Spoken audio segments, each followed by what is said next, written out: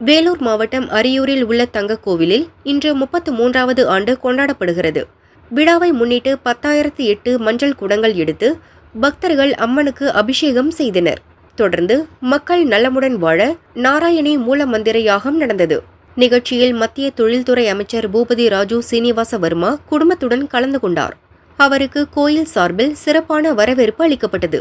நிகழ்ச்சியில் திரளான பக்தர்கள் பங்கேற்று சாமி தரிசனம் செய்தனர்.